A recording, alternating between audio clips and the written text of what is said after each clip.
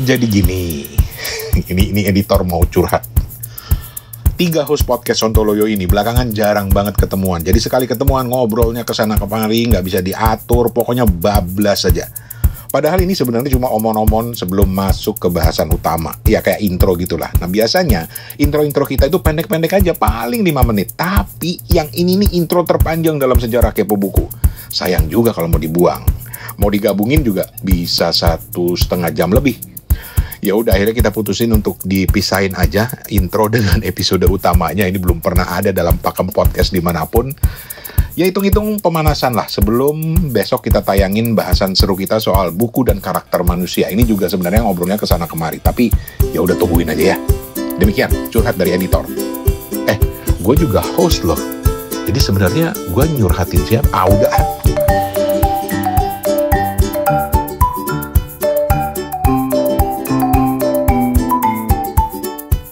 Kita mulai lagi rekaman Kepo Buku. Alhamdulillah bisa ketemu lagi. Ya nggak toh? Iya. Tapi sebelum mulai, nih ada beberapa informasi menarik nih. Gue jadi penasaran pengen baca buku pemenang Nobel Sastra 2025 nih, Laszlo Krasznahorkai. Ngerti kagak ntar baca? Ya kan ada bahasa Inggrisnya. Loh, dia bahasa apa memang aslinya? Dia orang apa ya? Hungaria.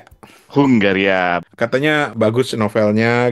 Tapi konon ya, gue dengar katanya pemenang novel-novel atau karya sastra pemenang Nobel itu justru kurang laris. Gitu ya? Katanya, gue pernah baca, gue nggak tahu lupa ya, gue sekilas pernah baca kalau nggak salah gitu. Dibanding misalnya pemenang Booker Prize misalnya kayak gitu. Tapi bentar bang, ini yang Nobel Sastra tahun lalu, Han Kang tuh cukup rame loh di Indonesia. Oh, cukup laku. Iya, makanya Han Kang ya tahun lalu terus, ya. Diterjemahin terus loh buku-buku barunya. Dan Dia orang mana? Reseptif banget. Orang dia Korea orang Selatan. Ayo gara-gara dia orang Korea. Orang kan lagi gila-gila Korea. Gue ini banget ya. Prejudis banget ya, stereotyping banget ya. Stereotype banget loh. Gitu. Coba dia bukan orang Korea, nggak laku. Dia kata orang Korea nih ya, kan lagi demam Korea. Maaf ya demam Korea ya. Booker Prize sih emang populer banget. Gue lagi baca nih Banu Mushtaq, Booker Prize. The Heartland ya. Ya, ada Heartland. Iya, betul. Sementara kalian yang mau ke Ubud Writers Festival, Banu Mushtaq bakal datang. Betul. Ngisi sesi diskusi, moderatornya Mbak Lela. Steven tahun ini nggak datang kayaknya, Steven nih. Nggak datang. Kenapa nggak datang, Steven? Udah habis masa liburan. Kayak lu punya liburan aja, toko-toko lu sendiri, perusahaan lu sendiri. Steven kan karyawan dia karyawan bapaknya. Gimana kalau kalian bapak lu minta lu di daftarin BPJS enggak gitu. Apa sih? Lah iya kalau Ntar lu. Ini menarik nih. Lu ngomong-ngomong soal BPJS, lu tahu gak sih sempat ada berita BPJS Kesehatan itu masuk nominasi Nobel Perdamaian. Gimana caranya sih? Apa hubungan? Serius. Itu sampai masuk TV, kepala BPJS-nya ikut ngomong. Terus dia ngundang seorang profesor dari Amerika juga untuk ngomong karena dia yang menominasikan BPJS Kesehatan. Gimana BPJS? Nobel apa lagi sekarang? Nobel Perdamaian. Nobel Perdamaian itu bukannya orang yang harus dapat enggak ya? Dan terus gue mikir, wah hebat ya, bangga sebagai orang Indonesia. Bisa satu level dengan Donald Trump, sama-sama gagal. Minimal kan pada nominasi. Gue penasaran, gue coba cari-cari. Oh ternyata memang ada yang menominasikan, tapi itu nominasinya tuh kan ratusan. Gue boleh aja misalnya tahun depan gue nominasiin Kepo Buku jadi Nobel Sastra, boleh. Ya kita nggak usah muluk-muluk lah kalau Kepo Buku. Masa Nobel Sastra sih. Kita ini aja Kalpataru. Lebih nggak ada hubungannya. Tapi ada hubungannya. Kita mungkin nanti kita bahas buku-buku tentang lingkungan hidup kan gitu kan. Ya Allah, anugerah Kalpataru itu masih ada nggak sih? Masih ada, masa nggak ada sih? Orang sekarang tuh justru ya harusnya zamannya ada.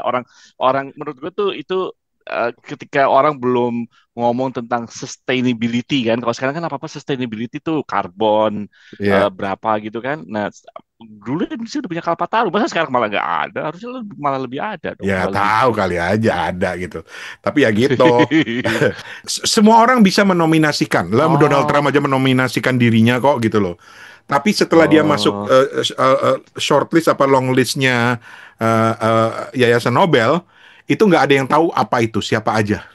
gue juga kali gitu gue bisa menominasikan diri gue dong. Gue bikin aja kategori baru. Apa namanya Nobel apa dalam bidang literasi. Penulis paling tidak produktif. Gitu. Penulis paling tidak punya buku. Kalau itu emang ada, netizen Indonesia tuh pada menang. Karena Dan banyak nulis tapi bukan buku kan, komen aja di mana-mana gitu kan. Nah, terus satu lagi, ini menarik. Gue barusan baca artikel. Jadi Tempo itu bikin artikel, udah baca belum, Fen? Tentang fenomena bangkitnya Gen Z sebagai kutu buku atau peminat buku. Yap. Gitu. Udah. tapi itu Minggu lalu. antara membahagiakan sama sekaligus agak miris sebenarnya. Walaupun Loh, kenapa? akhirnya kan berarti dia nggak bangkit kan berarti kan. Berarti dia Oh, suka bisa baca gitu kan. Walaupun sekarang bangkitnya, nah kan udah bangkit nggak apa-apa gitu. Berarti kan dulunya enggak gitu maksud gue. oh, ya bisa sih. Iya, Ini, jadi pasti ada positif ya, masih ada positif. ini menarik nih. Toto ini ada hubungannya dengan akan kita bahas hari ini nih. Apa Ya, nih apa nih? tapi tapi yang menarik di Hmm. artikel Tempo soal Gen Z dan kutu buku itu karena mereka membahas fenomena larisnya bukunya R.F. Kuang, Kata Basis. Oh, kenapa memangnya? Gue Ada kagak fenomena. tahu. Gue nggak tahu itu. Belum baca bukunya. Belum. Gue yang Yellow Face gue udah nonton, udah baca. Uh, Tapi yang Kata Basis ini penasaran gitu loh gue. Steven? Belum baca Oh, belum sama sekali. baca. Lu nggak beli? Nggak beli. Tumben. Iya, belum masuk radar.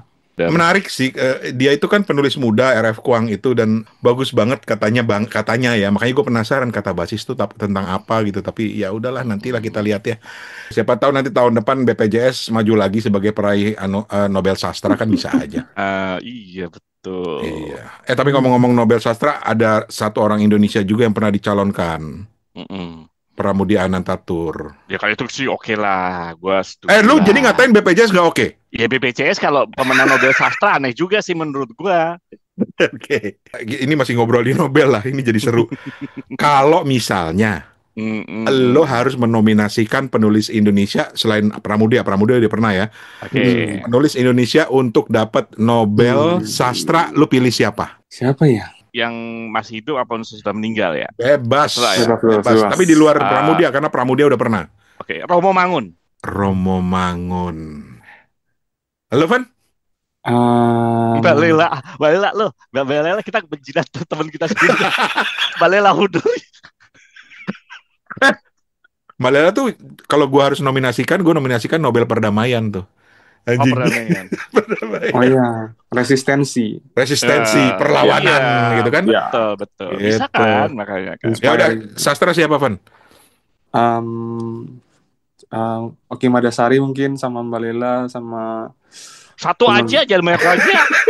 Iya, ntar kita seleksi dulu ya. Lah, Terus keluar satu. Panitia Nobel Kepo Buku ya kan memilih ya. Iya.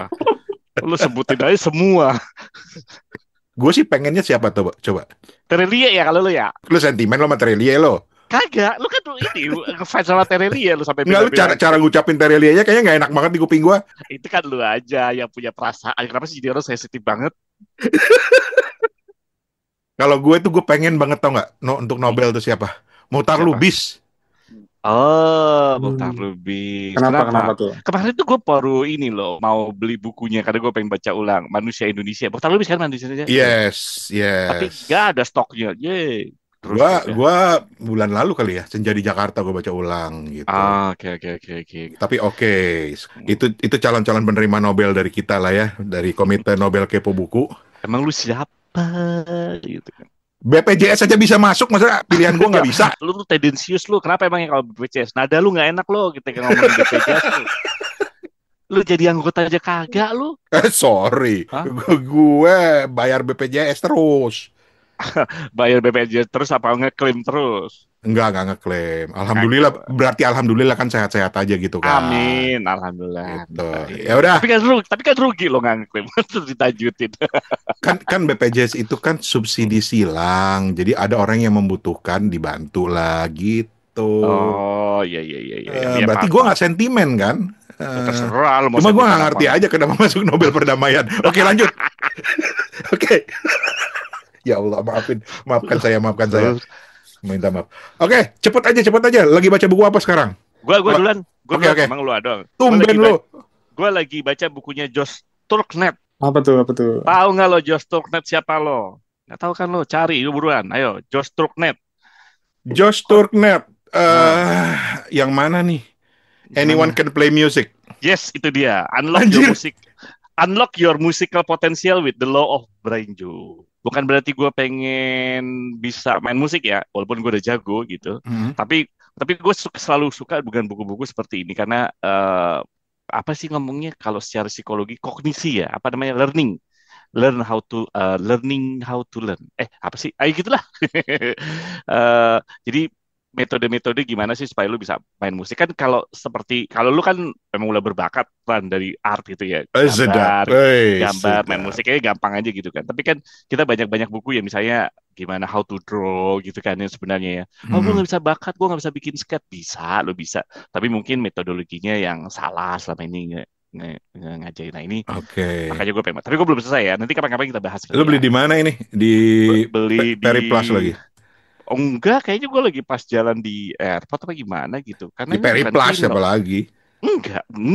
Oh, enggak. Airport Singapura mungkin. Oh, Apalagi pas oke. di Malaysia. Kayak di Malaysia deh. Sorry, di Malaysia kayak di MPH soalnya gue ada nih. Oke. Anyone can play music, unlock your musical potential with the laws of Brainjo. Tapi yang menarik adalah Mm-mm. karena ini gue baca di Goodreads ya. Ini pendekatan neuroscience untuk belajar musik bagi usia berapapun.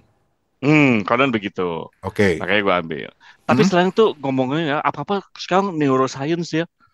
Marketing neuroscience. Belajar udah pasti neuroscience kan. Ntar apa neuroscience? Iya. Milih hadiah Apa Nobel neuroscience. neuroscience. Tuh gue rasa orang tuh. Oh, tapi kalau yang menomanisakan BPJS tadi mungkin harus belajar neuroscience. Balik lagi. Balikin lagi. Sentimen lu. Oke. Steven. Keren. Ntar lu, buat Toto Yap. gue kasih PR berarti. Begitu selesai Apa? lu harus bahas di Kepo Buku Boleh. sambil nyanyi. Kok harus nyanyi, Pak? Kan itu lu bisa, siapapun bisa memainkan musik kan? Masalahnya kalau gue bahas buku ini, gue sih oke-oke aja. Gue bahas sampai detail, gue oke. Tapi kalau gue sambil nyanyi, sambil main instrumen, kasihan bukunya, nanti malah jadi nggak laku. Gagal. Gagal. Jangan gue dong. Gitu kan. Tapi Toto pernah lo main musik di radio kita dulu. Aduh, ada rekamannya nggak ya? Masih ada nggak ya yang diketawain Yoyo kan waktu Iya. itu? Mm-mm. Ntar ya, Van. Ntar gue cariin, gue kirim ke lo, Van. Mantap. Oh Lo ya, waktu sip. itu Steven lagi ini kali, masih SMP waktu itu. Yes. Oke, Steven apa? Ada beberapa buku lagi yang lagi dibaca. Catatan seorang pejalan 75 pelajaran kehidupan. Ini karena Oma yang satu ini baru ulang tahun yang ke-75 ya. Siap. Wah, Dari keren. penulisnya Eilan Rahman yang punya biro konsultasi SDM. Oh. Catatan seorang pejalan. Oke. Tentang Iya. apa, Van? Ya ini kan ibu ini kan dikasih umur sampai udah senior banget nih. Jadi ceritanya dia akan menginspirasi, terus daripada ditanyain gimana sih resepnya jadi senior yang tetap bermanfaat gitu-gitu. Makanya dibikinlah buku 75 pelajaran kehidupan. Weh. Penerbit GPU. Jadi sekali lagi bukunya Steven itu Aileen Rahmat, Catatan Seorang Pejalan 75 Pelajaran Kehidupan ya. Ya, betul. Bagus ya, Van? Ya, lumayan bagus. Lumayan bagus. Yep. Kalau ada dari 75 itu ada satu pelajaran yang menurut lo paling ngena buat lo apa? Ada yang kayak gini, fake it till you make it, menjadi ahli sebelum menjadi ahli. Terus ketika lo punya kompetensi ya kudu dihargai ya. Di pelajaran 54 nih judulnya layak dibayar, menghargai keahlian dan pengalaman. Misalnya udah pensiun pun ketika diundang tuh ya mau bikin red card pun disusun dan jasa sebagai moderator profesional ditawarin. Tanpa rasa sungkan ia masuk ke pasar dengan rasa percaya diri. Karena ya itu kompetensi dan skill tuh layak dihargai gitu ya ceritanya. Oke. Yep. Dan Aileen ini seorang psikolog, dia juga seorang coach ya. Iya, betul. Dan dia di mana dia? Dia banyak nulis sih. Iya, Hmm. di Oke, Kompas. Sama oke. ini, sama catatan harian Todung Mulia Lubis. Oh, oke. Yang buku 7 catatan harian di tahun 2015. Oke. Gue lagi baca Apa tuh? buku yang tebelnya auzubillah banget. Apa tuh? Ntar dulu, gue lagi pakai kacamata dulu. Mata. 560 halaman. Gue lupa nemu di mana, tapi gue emang lagi ngumpulin buku-buku tentang kreativitas gitu. Hmm. Dan gue ketemu ini buku bagus. Ini bahkan belum ada terjemahan bahasa Inggrisnya, baru ada terjemahan Korea Selatan. Satu lagi tuh India atau apa gitu, baru Indonesia. Judulnya Kreativitas Evolusioner dari Eisuke Taichikawa. Jadi dia ini seorang desainer dari Jepang, dan Hmm. yang menarik adalah karena dia itu cerita tentang proses terlahirnya kreativitas. Jadi dia bilang ini adalah pendekatan berpikir yang memandang proses kreatif itu seperti sebuah evolusi alam. Jadi melalui siklus yang terus-menerus antara mutasi ide dan seleksi alam untuk melahirkan inovasi yang adaptif dan sustainable, berkelanjutan. Hmm. Gitu. Wah, gue suka banget nih buku gue suka banget, gue suka banget. Dan ini belum sampai sekarang, sampai kita rekam ini belum pernah diterjemahkan ke bahasa Inggris. Tapi ini diterjemahkan ke bahasa Indonesia, diluncurkan di ITB, penerbitnya adalah Simpul, bekerja sama dengan Japan Foundation. Wah, beli di mana tuh? Nah kan, ini gue beli di apa namanya, di All Shop. Tapi gue nggak tahu nih, belum Hmm. belum belum apa. Belum terjemahan. Ya mungkin karena nggak populer nih kayak yang pemenang Nobel gitu ya. Hmm. Tapi bukunya bagus banget, dan gue memang lagi ngumpulin semua apa materi-materi tentang Hmm. kreativitas, dari mana sih lahirnya kreativitas, seperti apa segala macam, karena itu terkait dengan beberapa kegiatan pelatihan yang gue mau bikin gitu. Creativity. Creativity, bagaimana memicu kreativitas. Oke. Mantap. Oke, Oke, begitulah edisi Kepo Buku kali ini. terima kasih banyak atas Terima perhatian kasih teman-teman. atas perhatiannya. Kita akan ketemu lagi Iya, minggu depan. oke. Assalamualaikum. Waalaikumsalam.